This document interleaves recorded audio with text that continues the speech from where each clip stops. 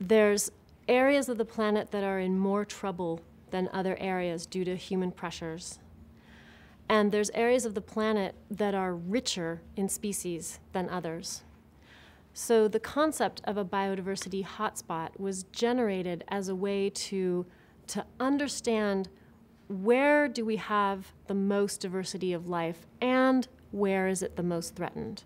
So it's a very compelling analysis because in 1.5% of the land surface of the Earth resides well over half of the species, and they're highly threatened in those localities. So as an effective conservation strategy, if we went around and conserved all the hotspots, in a very small amount of geographic area, you can conserve a very large percentage of the diversity of life.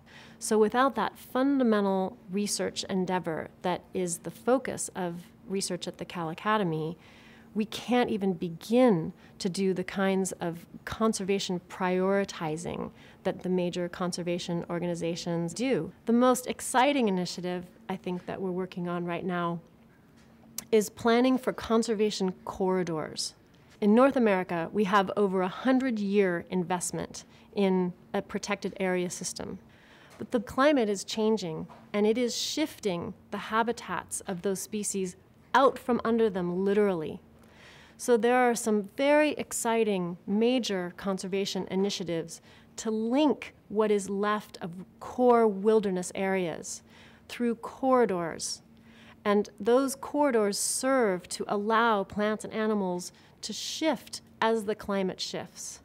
So we are mapping and modeling iconic species for certain ecosystems. And the maps themselves are incredibly powerful education materials. Anyone can see corridors are incredibly important, and in fact, what we don't connect with corridors will have nowhere to go.